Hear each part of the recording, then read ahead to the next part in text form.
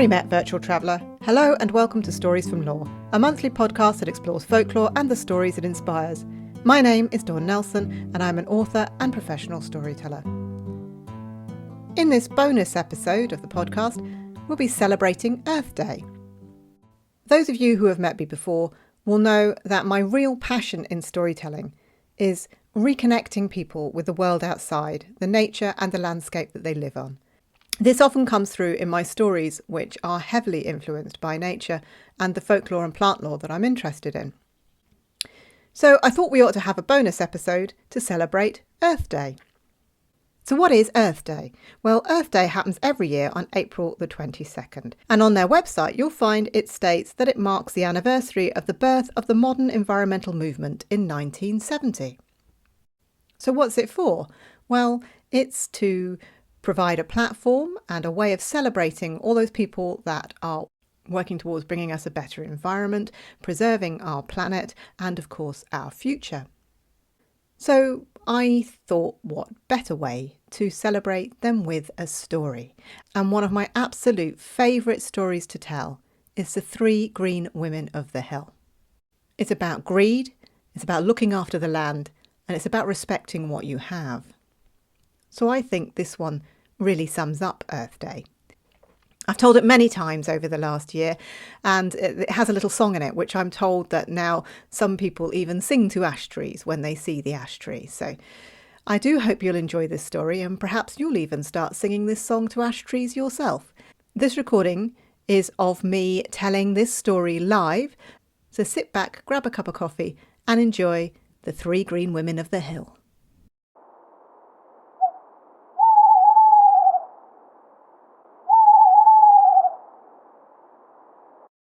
If you follow the river, follow it down through the woodland, and there you will get to a valley which is between some high mountains. And if you just keep going on through those, eventually you will reach golden crenellations in a field. And just beyond it, a large farmhouse. This is a prosperous farm.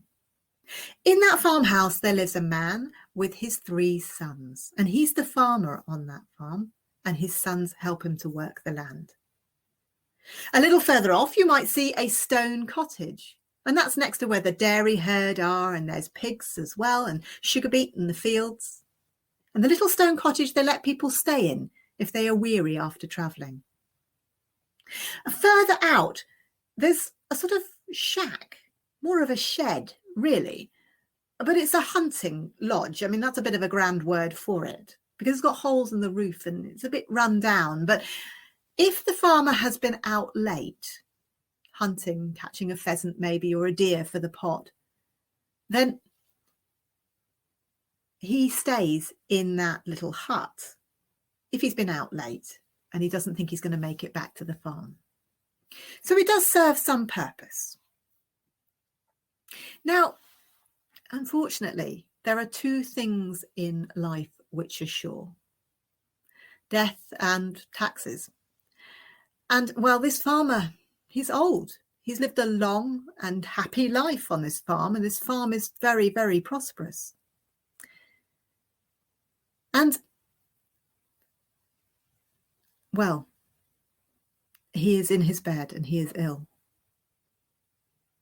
And as he's lying there, he's telling his sons what he's going to give them, what they will inherit. So the oldest son,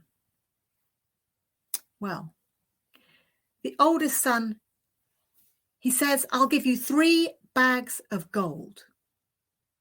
And you can have the main farmhouse, and you can have the golden fields of corn and the dairy herd.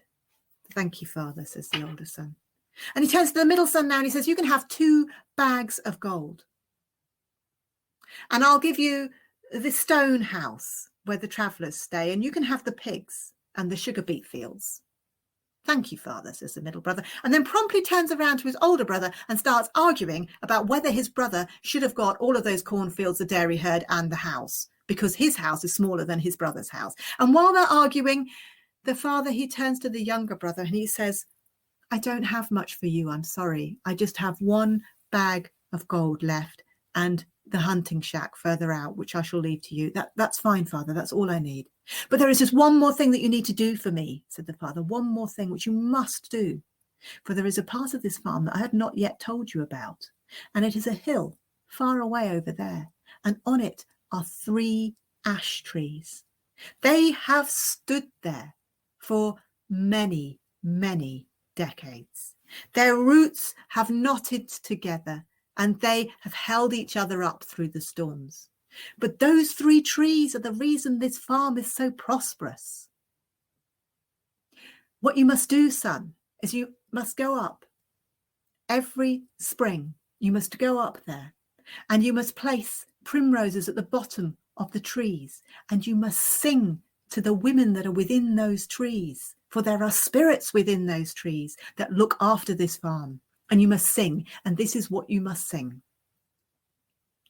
3 green women of the 3 ash trees, dance with me, dance with me. 3 green women of the 3 ash trees, bless this farm and all within.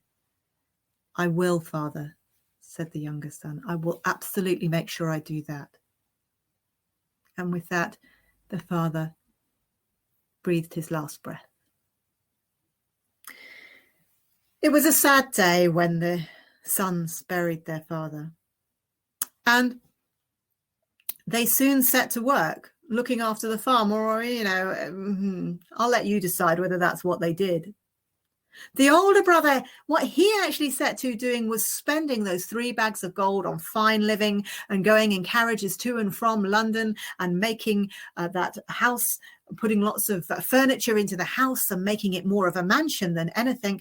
And then spending his money on labour to have people come and sort out the farm for him so that he didn't have to do it himself. And that middle brother, remember that middle brother, he was fed up that the older brother had a bigger house. So, well, what he did was he spent his money making his stone house much, much bigger. And he started selling the pigs. And then he didn't really need the sugar beets, so he let the fields go to rack and ruin. The younger brother, who had very little, took his bag of gold down to the market. And he bought himself some hens and a cockerel. And he went back to his shack, where there was stony ground outside and really not much at all. And he built a little chicken house out of some more of the slats from the roof. And he built this little chicken house, and he made sure the chickens were all safe and warm in there, and he sang to those chickens and they started to produce eggs for him, and he was able to sell those eggs, and he was able to then go and buy seed, and he was able to dig the soil and start growing some vegetables for himself. And it was a humble life, but he did well. And eventually he was able to put some more planks on the roof and stop the rain coming through the roof for him. Well, his older brothers, they were looking at what he was up to, and they were seeing his life getting better and better, and they were seeing their gold go, getting smaller and smaller, and the fields getting drier, and the pigs looking thinner. I thought, what's he doing that we're not? And the middle brother said to the older brother, you're going to have to watch him. You're going to have to go and see what it is that he's doing. Okay, I will. And so it is that he starts to watch the younger brother. Day follows week, follows month, and soon all the older brother's really watching is just hard work. He's getting a bit bored. But finally, spring comes once more, and he sees his younger brother pick a posy of primroses and start to walk across the fields, his fields. He starts to walk across the fields up to that hill where the 3 trees are.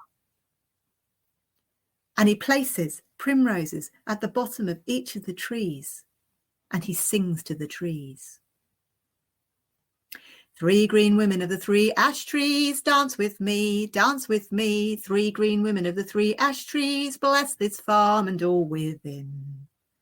And out of the trees come these beautiful elfin-like women, Gamine and Ethereal. They dance and they are happy, and their laughter is like the tinkling of little tiny bluebells.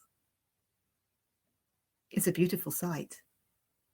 But that's not what the older brother thinks. Oh no, he looks and he goes, magic, magic, and I will not have magic on my land, he says.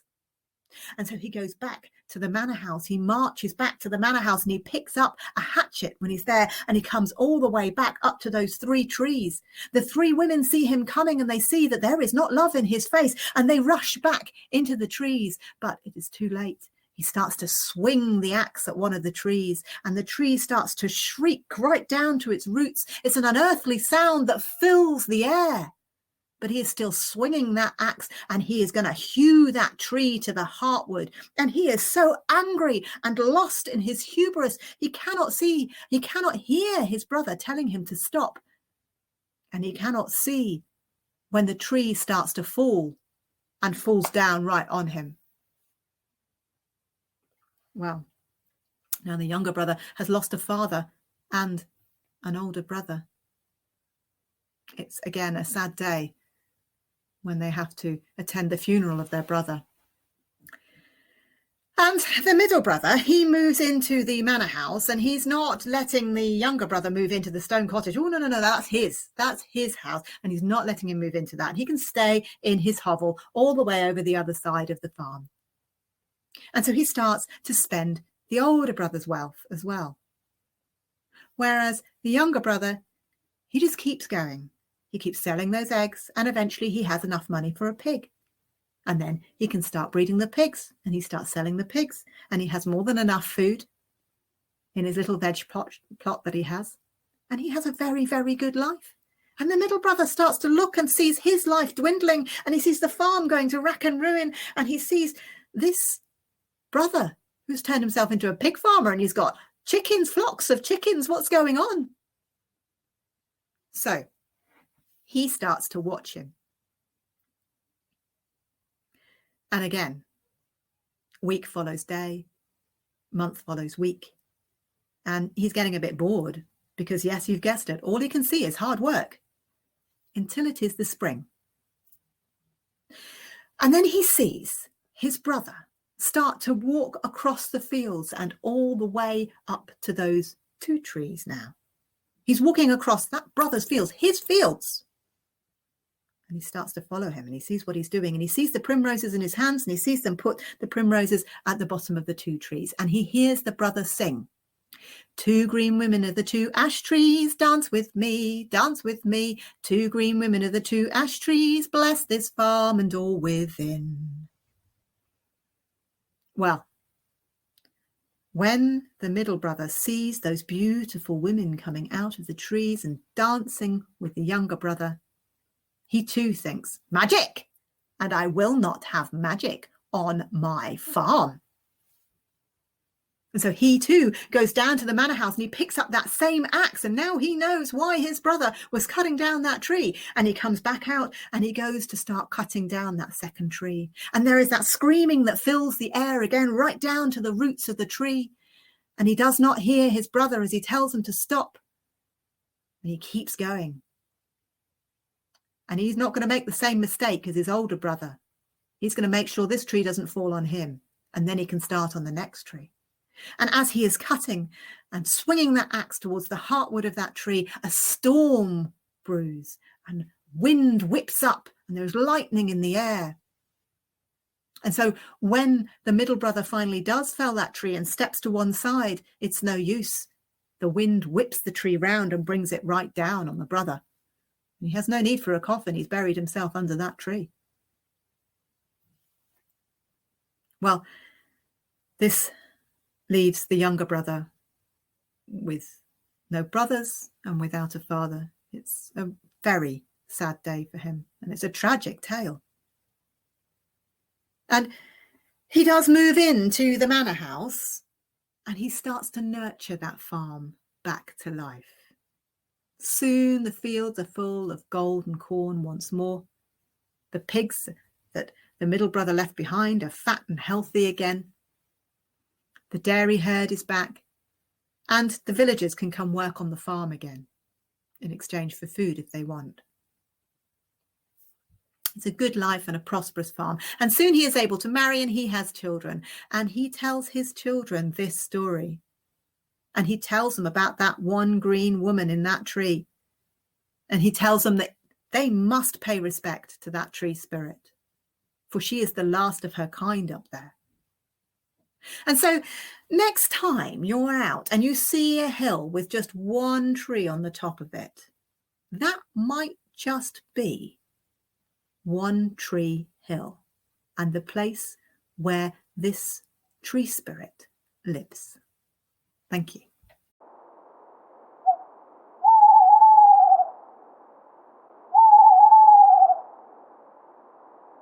I do hope you enjoyed that story. It's a story that's very close to my heart, and I can't walk through the woods where there is ash without thinking of that story. And yes, perhaps I do sing that song to the ash trees. There's a huge threat facing the ash tree in this country right now as ash dieback has reached us. It's predicted to kill up to 95% of our ash trees. It's an absolute travesty. And in the main, one that is very hard to do anything about. But the Woodland Trust has put together some things that you can try and do to slow the spread of the fungal spores that create the ash dieback. They're quite simple, although they may require a little bit of your time. But I think perhaps the ash deserves that. So if you've been walking in woodland where there are ash trees, you need to wash your shoes so that when you go back into other woodland, you don't pass those spores on to other trees. You do the same with your bike wheel or pushchair wheels if you've been pushing a pushchair through the woods. Also, avoid taking cuttings of the ash tree or any keys or seeds from the ash trees, because again, this is putting the spores onto your hands, and then potentially if you're touching another ash tree, that's moving it on. So there's all sorts of ways that we can really help this ash tree, because the ash tree doesn't have the benefit of lockdown. And I know that this has not been seen as a benefit for many of us, but we can protect ourselves from these things. The ash tree can't. So it needs our help. So next time you're walking in woodland, now you know what to do to watch out for the ash. Oh, and don't forget to take your primroses. Thank you to patrons for their continued support of my storytelling and the podcast. My Patreon is called Rewild Yourself Through Story and is focused on using story to reconnect with the land we live on and the nature within it. You can become a patron to benefit from a range of rewards: digital zines, ways to connect with nature through story, audio stories, extended versions of this podcast, and even online workshops. And they are all available as rewards. There are, of course, other ways that you can support the podcast, and you can do this by sharing the podcast with your friends, leaving me a review, and all these things help these stories to travel to new audiences and find new souls to warm. If you wish to hear more stories woven with folklore and the old ways, you can find me on Instagram as dd_storyteller, on Facebook as dd storyteller, and via my Facebook group Stories from Lore. I hope to see you there, as I'd love to tell you another story. Until then, toodle pip.